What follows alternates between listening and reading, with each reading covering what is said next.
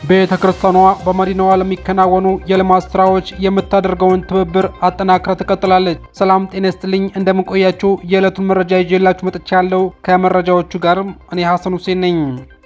የኢትዮጵያ ኦርቶዶክስ ተዋሕዶ ቤተክርስቲያን በአዲስ አበባ ከተማ እየተከናወኑ ለሚገኙ የልማት ስራዎች የምታደርገው ሁሉ አቀፍ ትብብር አጠናክራ ትቀጥላለች አሉ ብፁዕ አባቶች። የኢትዮጵያ ኦርቶዶክስ ተዋሕዶ ቤተክርስቲያን ብፁዕ አባቶች በአዲስ አበባ ከተማ እየተከናወኑ የሚገኙ ግዙፍ የልማት ፕሮጀክቶች ተዘዋውረው ጎብኝተዋል። ከጉብኝቱ በኋላ ብፁዕ አባቶች ከአዲስ አበባ ከተማ አስተዳደር ከንቲባ አዳነች አቤቤ ጋር በተለያዩ ጉዳዮች ዙሪያ ተወያይተዋል። በዚህ ወቅትም ብፁዕ አባቶች በአዲስ አበባ ከተማ እየተከናወኑ የሚገኙ ዘርፈ ብዙ የልማት ስራዎች የሚደነቁ መሆናቸውን ተናግረዋል።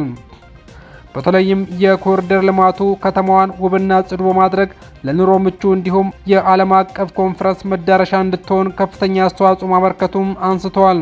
የኢትዮጵያ ኦርቶዶክስ ተዋሕዶ ቤተክርስቲያን በኮሪደር ልማት ስራው አስፈላጊው ትብብር እንዳደረገች አጽንኦት መስጠታቸውን የከንቲባ ጽሕፈት ቤት ፕሬስ ሰክሬታሪያን የኦንላይን ሚዲያ አስተዳደር ዳይሬክተር ብሩክ ሰው ይልማ ለፋና ዲጂታል ተናግረዋል።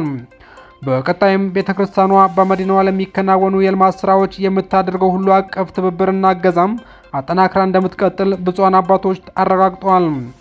ከንቲባ አዳነች አቤቤ በኩላቸው የአፍሪካ መዲናና የዓለም አቀፉ ማህበረሰብ የዲፕሎማሲ መናገሻ የሆነችው አዲስ አበባ ይበልጥ ለማልማት በትኩረት ይሰራልም ብለዋል። የኢትዮጵያ ኦርቶዶክስ ተዋሕዶ ቤተክርስቲያን በከተማዋ ለሚከናወኑ የልማት ስራዎች ለምታደርገው ሁሉ አቀፍ ትብብርና ድጋፍ ምስጋና አቅርበዋል።